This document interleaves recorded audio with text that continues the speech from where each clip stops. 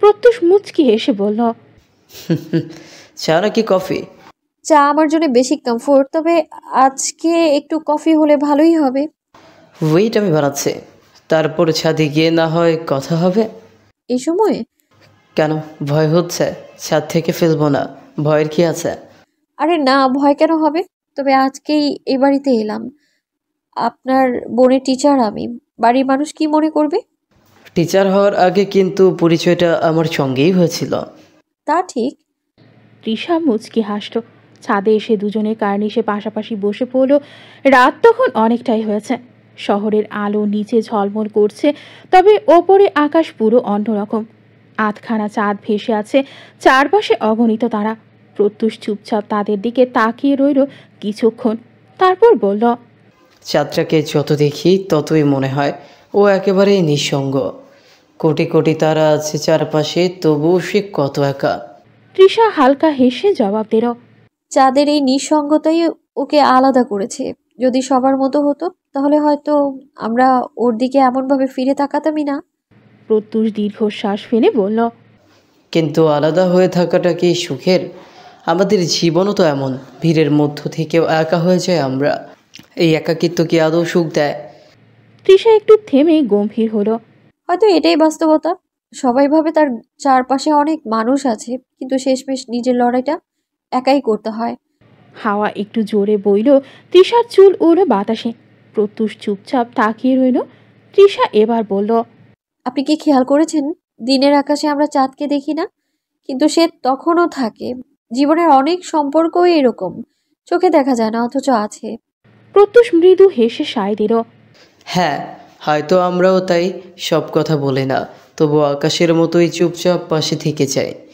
আচ্ছা, তুমি খেয়াল করেছ শহরটা দিনে যত কোলাহল করে রাতে ততটাই একা হয়ে যায়? তৃষা চায়ের কাপটা আঁকড়ে ধরে বলল, শহর একা হয় না, একা হই আমরা। দিনের ভিড়ে সেটা বুঝি না, রাতের আকাশের নিচে টের পাই। প্রত্যুষ হালকা হেসে ফেলল। তুমি সব কিছুকে এত দার্শনিকভাবে দেখো কেন? এটা দর্শন না, এটা তো বাস্তবতা। আমরা কত দৌড়াই, কত হাসি, কত আনন্দ করি, অথচ শেষমেশ নিজেদের ঘরে ফিরে আবার চুপ হয়ে যাই। সত্যি কথা বলতে কি, আমি না মাঝে মাঝে ভয় পাই ভবিষ্যৎ নিয়ে। এই যে পড়াশোনা, কাজ, শেষমেশ কি এসবের ভিড়েই আমাদেরকে হারিয়ে যেতে হবে?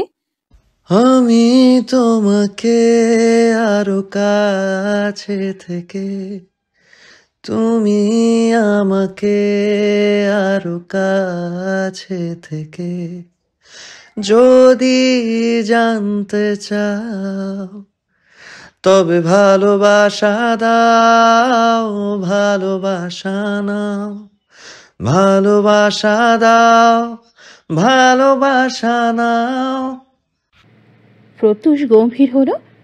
আলাদা হয়ে থাকা সহজ নয়, আবার ভিড়ের সঙ্গে মিশেও নিজের মতো থাকা কঠিন। এই তো আমাদের লড়াই। কিছুক্ষণ তারা চুপ করে রইল। ওপরে তারাগুলো মিটিমিটি কেমন জ্বলছে, তাকিয়ে আছে তাদের দিকে। তৃষা নড়ে চড়ে বলল, আপনি কাউকে ভালোবেসেছেন কখনো? ভালোবাসার মতো সৌভাগ্য আমার জীবনে আসেনি, তবে একজনকে ভালোবাসতে দেখেছি, ধ্বংস হতে দেখেছি খুব কাছ থেকে। একতরফা ভালোবাসার ক্ষমতা সেদিন অনুভব করেছিলাম। তৃষা চুপচাপ শুনছিল। প্রত্যুষ পুনরায় ধীরে বলল, অদ্ভুত না, একতরফা ভালোবাসা মানুষকে যতটা কষ্ট দেয় ততটাই বাঁচিয়ে রাখে।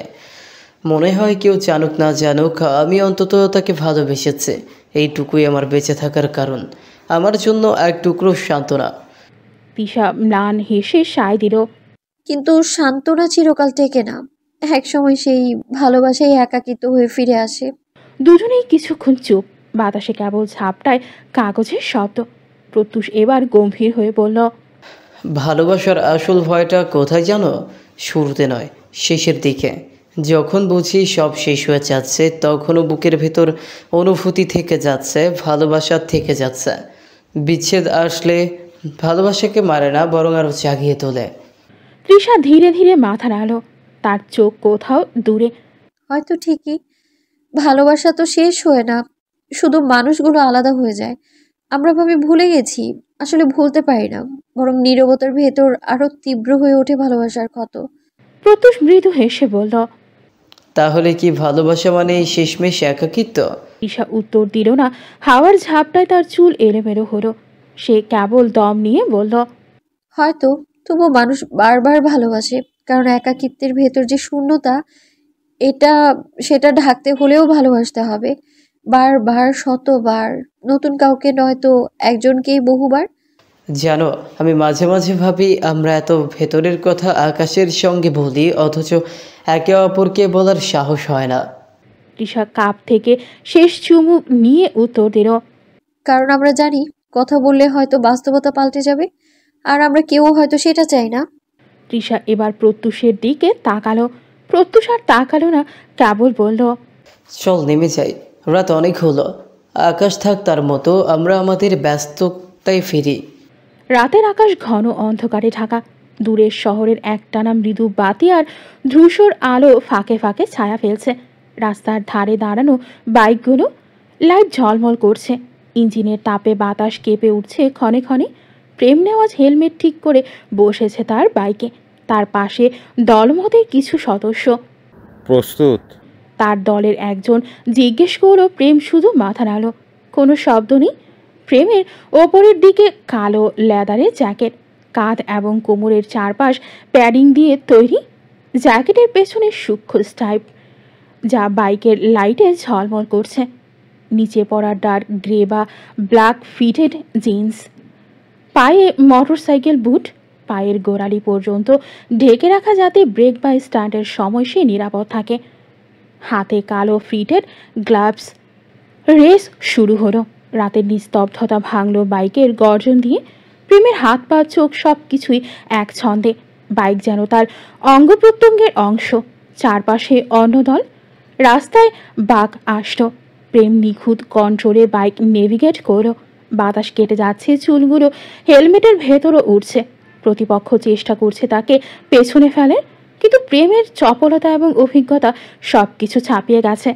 শেষ লম্বা সরাসরি পথ। প্রেম তীব্র গতি, প্রতিটি রেসিং লাইন পার করে ধুলো উঠছে, কাদা ঝাপসা করছে, কিন্তু সে থামছে না। শেষ ফ্ল্যাগের কাছে পৌঁছাতেই প্রেম নেওয়াজ জিতল। রেসের শেষে বাইক থামিয়ে হেলমেট খুলল। সবাই গর্জে তাকে চিয়ার আপ করছে। দলের সবাই পানি, হুইস্কি, ড্রিঙ্কস নিয়ে তার দিকে ছুটে এলো, চিৎকার করে হাত তুলে চিয়ার করতে। দেখেছিস, আমরা জানতাম তুই পারবি প্রেম। কেউ একজন বলে উঠল। প্রেমের দলের লেডি বাইকারটার হাতে পানির বোতল। সে এগিয়ে দিতে যাবে, তখনই হেরে যাওয়া প্রতিপক্ষ বলে উঠল, হেরে গেছি তো কি হয়েছে এলিসা? তুমি আজকে রাতটা আমার সঙ্গে কাটিয়ে আমায় জিতিয়ে দাও না? এলিসার প্রেমের দিকে তাকাতেও এলো না।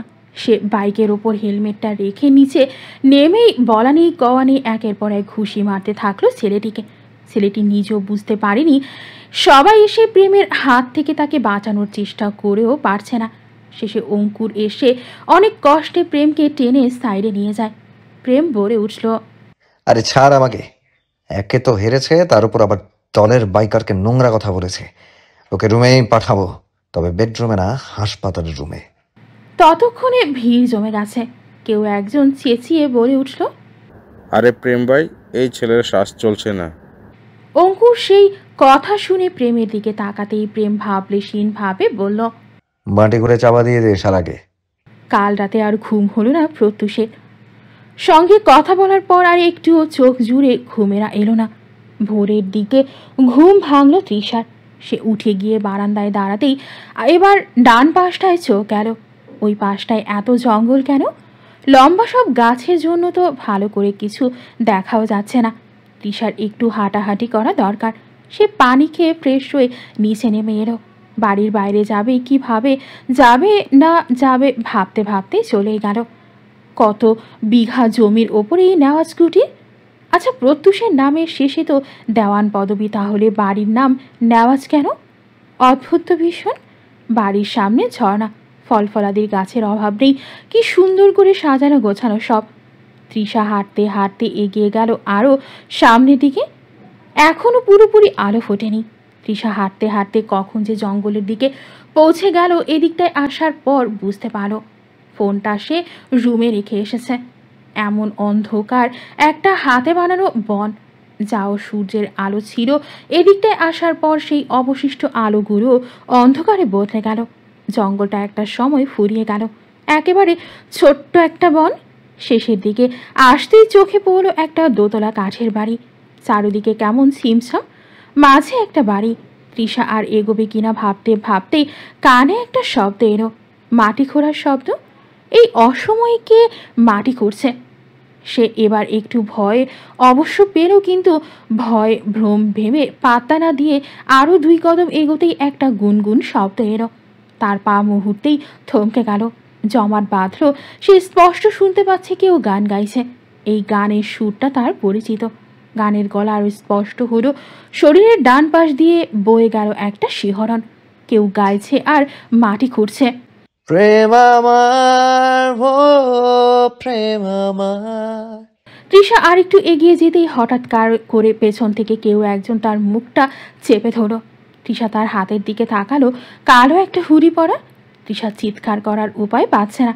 হঠাৎ লোকটা তার কানের কাছে এলো, ঘাড়ের কাছে মুখ রাখতেই বলল, কোন ভুলে তুমি শুলে বলো এই ফুল সজ্জায়, স্বপ্নের লাশ কাঁধে নিয়ে ওরা কেন চলে যায়।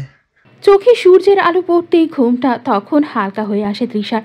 সে উঠে বসতেই দেখল 9টা বেজে বেলা। হায় আল্লাহ, প্রথম দিনে এত লেট!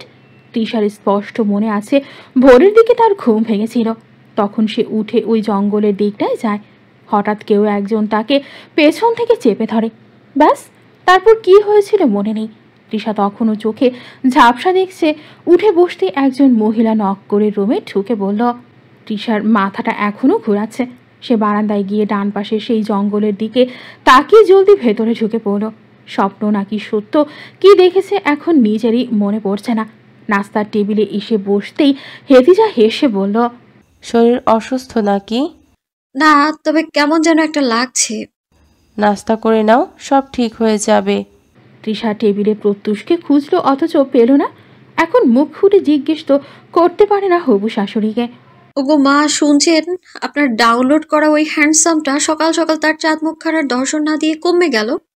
প্রেমা এসে বসতেই তৃষা বলল, আজ থেকে পড়ালেখা শুরু করতে হবে কিন্তু।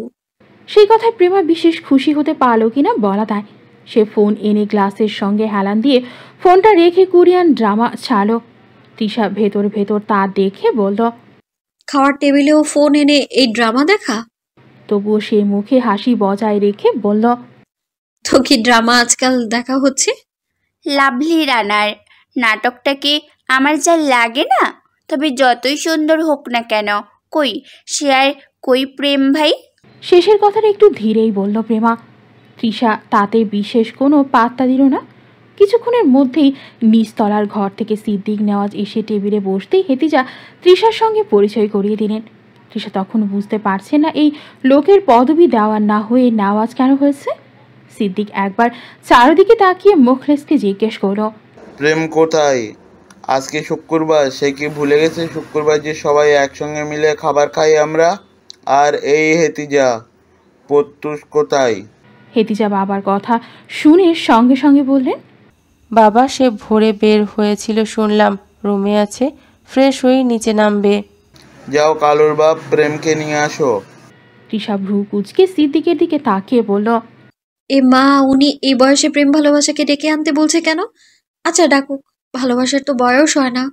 মুখলেস যাওয়ার জন্য দরজার সামনে যেতেই চোখ আটকে গেল এদিকটায় এগিয়ে আসা পুরুষের দিকে। মুখলেসের মুখে হাসি ফুটল। সে বলল, আরে আপনার জন্যই অপেক্ষা করতে সে সবাই। প্রেম একটা মুচকি হাসি নিয়ে বলল, চলো তাহলে, অনেক ক্ষুধা পেয়েছে। প্রেমের পরনে সাদা একটা প্যান্ট, আজকে তার গলায় কোনো লকেট নেই, কেবল হাতে একটা রোলেক্সের ঘড়ি। হালকা নীল রঙের শার্টে তাকে ওই আকাশের মতোই অপূর্ব লাগছে।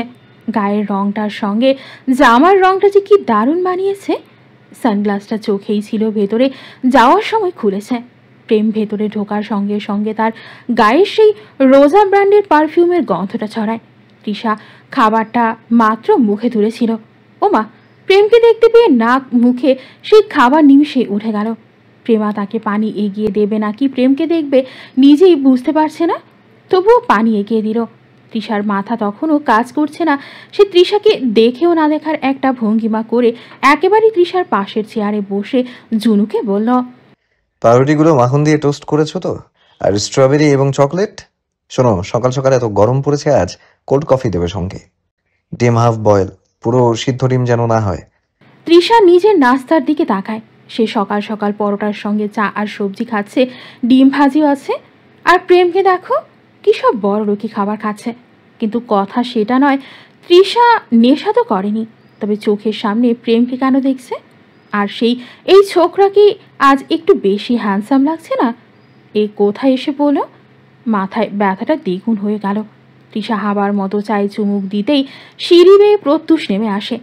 কালো একটা ব্লেজার পরা, ভেতরের সাদা শার্ট, গলায় টাই, একেবারে খাঁটি জেন্টেলম্যান যাকে বলে। তৃষার তো এবার মাথাটা ঘুরে যাবার পালা।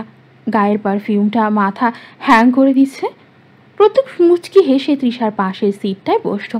তৃষার পাশে প্রেম আর ডানে প্রত্যুষ। একজন একটু কম সুদর্শন হলে পারত না? শ্বাসকষ্ট উঠে যাচ্ছে। চেঁচিয়ে বলতে ইচ্ছে করছে, এই কেউ অ্যাম্বুলেন্সের খবর দে, নয়তো কিছু একটা কর। এভাবে আর কতদিন অবিবাহিত হয়ে বাঁচব? যৌবন তো চলে যাচ্ছে সুপুরুষ দেখতে দেখতেই। সন্ধ্যার দিকে প্রেমাকে পড়াতে বসে তৃষা জানতে পারলো আসলে এই বাড়ির ছেলে হচ্ছে প্রেম নেওয়াজ, আর প্রত্যুষ তো দেওয়ান বাড়ির ছেলে। তবে এখানেই মানুষ হওয়া। তৃষা এখন কি করবে বুঝতে পারছে না। প্রত্যুষ আর সে এক বাড়িতে আছে এই খুশিতে লুঙ্গি ডান্স করবে, নাকি প্রেমের বাড়িতে তাকে থাকতে হবে এই ভেবে ফাঁসির মঞ্চে ঝুলে থাকবে? এই প্রেম নেওয়াজের জন্য কোথাও শান্তি নেই। তৃষা প্রেমাকে ওদিকের জঙ্গলটা সম্পর্কে কিছু জিজ্ঞেস করতে গিয়েও করলো না। সেধে সেধে জিজ্ঞেস করাটা কেমন যেন হয়ে যাবে না? এত ছোট লোককে নাকি সে?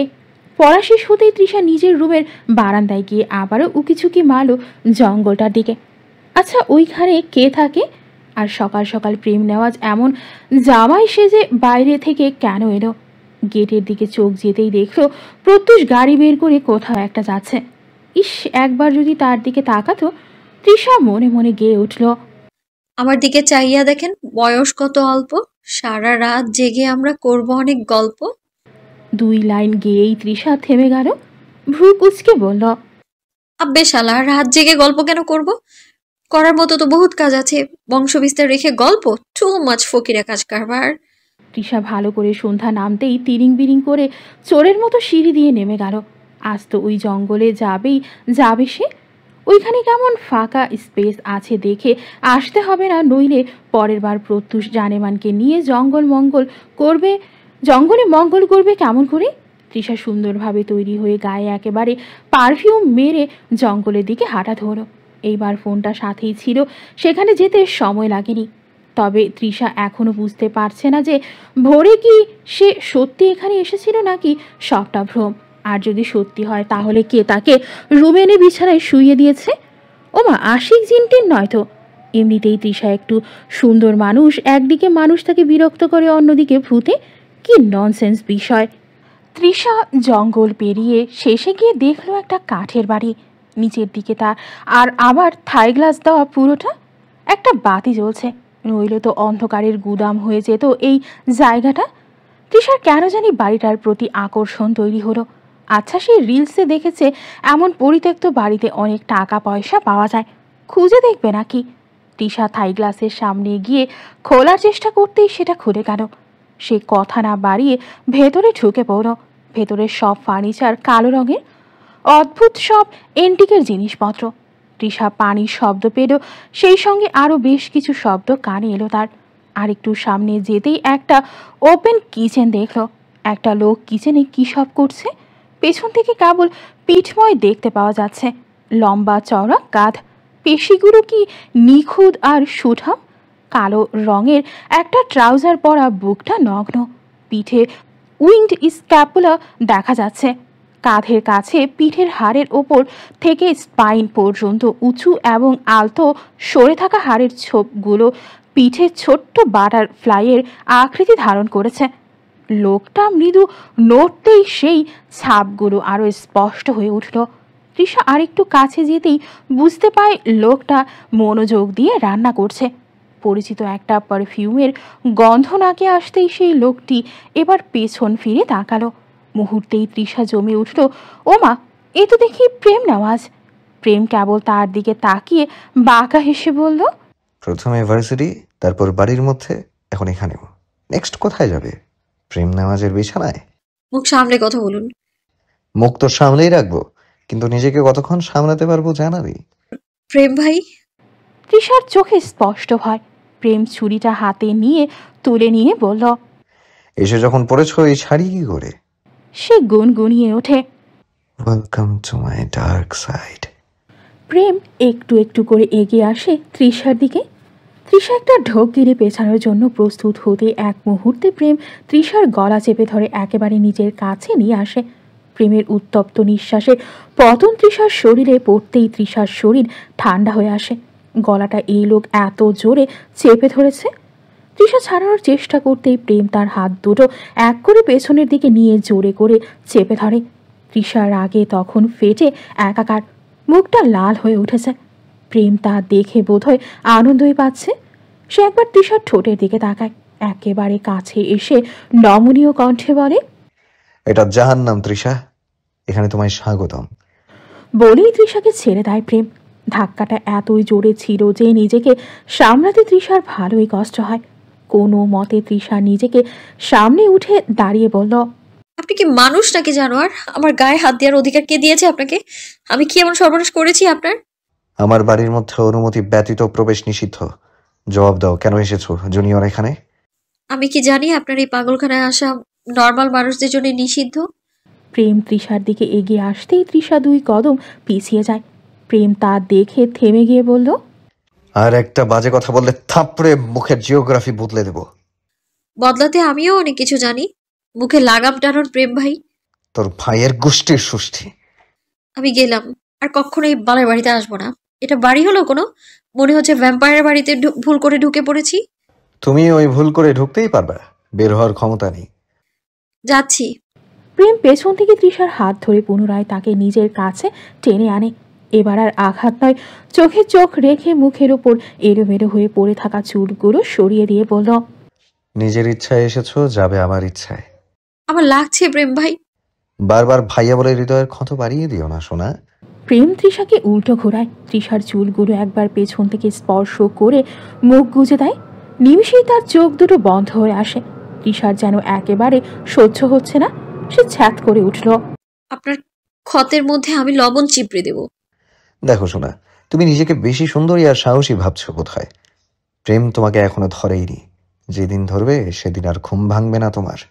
তাই তর্ক আমার সঙ্গে করো না। মুখে মুখে তর্ক আমার একেবারে অপছন্দ। এসব অপছন্দের কাজ করে আমাকে রাগাও কেন বারবার? লোক, কত ভালো করে কথা বলছি। ছাড়বেন আপনি? প্রেম আরো শক্ত করে তৃষাকে চেপে ধরে। ব্যথায় তৃষার চোখ দিয়ে জল গড়িয়ে পড়লেই প্রেম সেই জল আঙুল দিয়ে মুছে দিয়ে বলল, এখন তো এই বাড়ির চাকর তুমি, টাকা গেলছো, খাচ্ছ। খালি এসব করলে কি হবে? প্রেম নেওয়াজকেও তো খুশি করতে হবে না? ছি, কি নোংরা আপনি। এত পবিত্রতা দেখাবে না আমার সামনে। দুনিয়ায় এত পবিত্রতা থাকলে জনসংখ্যা আজ এত বাড়তো না। আপনার মতো মানুষদের জন্যই দেশের আজ এই অবস্থা। যেভাবে বলছো আমি মনে হয় আমার 20-25টা বাচ্চা কাচ্চা তোমায় ডোনেশন করেছি। তবে তুমি চাইলে আমি আপাতত করে দেখাতে পারি। যদিও আমার সঙ্গে বিক্রিয়ায় যাওয়ার মতো ক্ষমতা যোগ্যতা কোনোটাই তোমার মধ্যে নেই। আরে ভাই, এখন ছাড়ুন তো। এমন চেপে ধরে যে দাগ বানিয়েছেন, এখন মলমের খরচা কে দেবে? আপনার নানা? না, তোর নানা আছে না, ওইটাকে কবর থেকে তুলে এনে খরচের টাকা নিবি। তোর মতো প্রোডাক্টের ওপর তো একমাত্র ডেট ওভার ফেন্সিডিল খাওয়া পাবলিক ছাড়া কেউ ইনভেস্ট করবে না। আর আমার ভেতর এত কুতকুতানি নেই যে তোর পেছনে টাকা ঢালবো। সুন্দরী হলে না হয় ভেবে দেখতাম। তৃষা মুখ ফুলিয়ে গালি দেয় প্রেমকে। মনে মনে, এই লোকের মুখের কি চিরি, একেবারে যেন লাগাম ছাড়া রেসের গরু। প্রেম তৃষাকে ছেড়ে দিতেই তৃষা বলল, আপনি একদমই ভালো না প্রেম ভাই। কথা দিলাম আর কখনো আমার এই দিকটা দেখবেন না আপনি। আপনি আমার ভার্সিটির সিনিয়র, কেবল এইটুকুই জানি আমি। এছাড়া আপনার সাথে আমার আর কোনো সম্পর্ক নেই। আপনাদের বাড়ির মেয়েকে পড়াই, এখানে থাকার সুযোগ দেওয়া হয়েছে, এইটুকুই আমার পরিচয়। মুখে এটা বললেও মনে মনে তৃষা বলল, দাঁড়া বেটা শয়তান, আমার সঙ্গে সুযোগ পেয়ে আজ এমন করলি না? তোর ভাইয়ের বউ হয়ে যদি তোর উপর অত্যাচার না করি, তবে আমিও তৃষান যায়াত না। আজকের রাতটা আমার ঘরেই থেকে যাও। মাথা আপনার শেষ। এই মাথা আর দেশের কোনো কাজে লাগবে না। মাথা কাজে না লাগুক, শরীরটা তো কারো না কারো কাজে লাগবে। কার? তোমার। আপনার শরীর দিয়ে আমি কি করব? নিজের শরীরটাই তো সামলাতে পারি না। আমারটা অনেক কাজে শোনা, এই শরীরটা দেখতে পাওয়াও কত নারীর স্বপ্ন জানো। রুচি খারাপ হলে যায় হয় আর কি। অনেক পেঁচাল শুনেছি। যেই দাগ আপনি আজ বানালেন না, তা একদিন 3 ডাবল দিয়ে তৃষা উসল করে ছাড়বো আমি। আমি তৃষা, আমার যেন তেন ভাববেন না। আমি ওসব মেয়ে না যে কেউ গলায় উঁচু গলায় কথা বললে চুপ করে থাকবো। আমি তৃষা, আমার সঙ্গে গলা উঁচু করে কেউ কথা বলে আমি তার গলার রগটাই টেনে ছিঁড়ে আনি। Mind it. প্রেম তাকিয়ে বাঁকা হাসল, তারপর বলল, আই লাইক ইট। গল্পে সাসপেন্স থ্রিল না হলে নিরামিষ লাগে। প্রেম কাছে আসতেই এবার তৃষা দেয় এক দৌড়। তবে তাড়াহুড়োয় থাই গ্লাসটা দেখেনি, একটা বাড়ি খেয়ে ধপাস করে পড়ে যায়। প্রেম তখনও ভাবলেশীন ভাবে তাকিয়ে রয়, যেন কিছু হলোই না। তৃষার সামনে উঠে দাঁড়াতেই প্রেম ফ্রিজ থেকে স্ট্রবেরি বের করে সেটা চকলেটের সঙ্গে মাখিয়ে মুখে নিয়ে বলল, পরের বার এলে পারফিউমটা বদলে আসবে। এটা পারফিউম কম এয়ার ফ্রেশবার লাগছে বেশি, তবে শ্যাম্পুর গন্ধটা চলে। তৃষা কপালে হাত ঘষতে ঘষতে উঠে দাঁড়ালো, তারপর এক দৌড়ে বাইরে চলে গিয়ে বলল, পরের বার এলে ডাস্টবিনে ময়লা নিয়ে আসবো প্রেম ভাই আপনার জন্য। চিন্তা নেই সোনা, ওই ময়লা তো আমি তোমাকেই খাওয়াবো। জলদি এনে ফেলো। শালা তোর জন্য ড্রেন থেকে শরবত তুলে আনবো। আপন মনে বকতে বকতে তৃষা চলে গেল। এই তো এত করে বললো, আর জীবনেও বকাবকি গালাগাল করবে না সে। ওই বিশেষ কথা কি তার মনে আছে, নাকি ব্রেনের সেই বিশেষ অংশটা ডিলিট হয়ে গেছে? রাত 9টা বাজে কেবল তখন। উঁচু উঁচু ভবনের ফাঁক গলে সেই আকাশ দেখা যায় টুকরো টুকরো করে। কোথাও অন্ধকার ঘন, কোথাও আবার বিদ্যুতের আলোয় ফিকে। নিয়ন সাইনবোর্ড, রাস্তায় ল্যাম্পপোস্ট আর দোকানের ঝলমলে আলো মিলে আকাশকে কেমন যেন চেপে রেখেছে। তবু মাঝে মাঝে ওপরে তাকালে দেখা যায় অর্ধচন্দ্রটা ভেসে আছে। আলোটা ঝাপসা, কারণ ধোঁয়া আর ধুলার আবরণে তার দীপ্তি ম্লান হয়ে গেছে। খুব বেশি তারা দেখা যাচ্ছে না, যেগুলো দেখা যাচ্ছে সেগুলো কেবল মিটমিটে বিন্দুর মতো। তবে এই আকাশেরও আলাদা একটা আকর্ষণ আছে। এই আকাশ যেন মানুষের ভিড়ের মাঝেও নিঃশব্দে দাঁড়িয়ে আছে। তার গভীর কালো রঙের ভেতর একটা কথা বারংবার ভেসে আসছে, তুমি যতই হইচই করো, আমি আমার অসীমতাই ধরে রাখবো। নেওয়াজ বাড়ির দোতলার ঘরে প্রেমা শুয়ে শুয়ে কোরিয়ান ড্রামা দেখছে। হঠাৎ মনে হলো রুমে কিছু একটা ঢুকেছে। ওমা, কোরিয়ান নায়ক নাকি গবলিন? ওর তো ক্ষমতা আছে হুটহাট সব জায়গায় যাওয়ার। প্রেমা নড়ে চড়ে বসতেই শব্দটা আবার হলো। এবার কেমন কেমন জানি একটা ভয় করছে। সে বারান্দার দিকে যায়, কই কিছু তো নেই। পেছনে ফিরতেই চিৎকার করে ওঠে। তবে শব্দ হওয়ার আগেই কেউ একজন তার মুখ চেপে ধরে, গালে একটা চুমু দিয়ে বলল, আমি তোমার মেহেরাবু। অন্ধকার রুমটার দেয়াল জুড়ে ছবি টাঙানো, টেবিলের ওপর কাগজপত্রের অভাব নেই। এখানে ওই সব নারীদের লিস্ট আছে যারা প্রতারক। আচ্ছা, তাদের বেঁচে থেকে লাভ কি, যারা একজনকে ভালোবেসে অন্যজনের এমন অনায়াসেই হয়ে যায়? লোকটি কালো হুডিটা গা থেকে খুলে ফেলল, মুখের মাস্কটা খুলে টেবিলের উপর রেখে এগিয়ে গেল শিকলের সঙ্গে বেঁধে রাখা নারীটির দিকে। নারীটি চুপসে আছে, ভয় আর আতঙ্ক তার ভেতর দানা বেঁধে আছে। লোকটি মেয়েটির সামনে বসেই তার চুলগুলো সুন্দর করে সরিয়ে দিয়ে জিজ্ঞেস করল, কয় বছরের প্রেম ছিল? মেয়েটি চুপ করে রয়, ভয় তার ভেতরকার সব কথা গিরে ফেলেছে। লোকটির এই নিস্তব্ধতা একেবারেই পছন্দ হয় না। সে হাতের ছুরিটা মেয়েটির আঙুল ছুঁয়ে বলল, প্রশ্ন করলে কেউ উত্তর না দেয়, তখন আমার ভীষণ রাগ হয়। মেয়েটি কিছু বুঝে ওঠার আগেই লোকটি ভ্যাচাং করে তার আঙুলটা কেটে নেয়। ঝর্ণার মতো রক্ত এসে তার মুখে ছিটকে পড়ে। পুরো ঘর কেঁপে ওঠে মেয়েটির হাহাকারে, চিৎকারে। লোকটি উঠে দাঁড়ায়। পাশের ঘরে আলাদা একটা লোহার বিরাট খাঁচা আছে, তাতে হিংস্র একটা কুকুর বন্দি, লোকটির আদরের কুকুর। সে ওই ঘরটায় গিয়ে আঙুলটা কুকুরটিকে দিতেই তার তৃপ্তি করে খেল সে। তা দেখে কেমন জানি শান্তিময় একটা হাসি ফুটে উঠল লোকটির মুখে। সে খাঁচার ভেতরে হাত ঢুকিয়ে কুকুরটির মাথায় হাত বলিয়ে দিল, তারপর বলল, এবার কোন অংশটা খাবে বলো তো?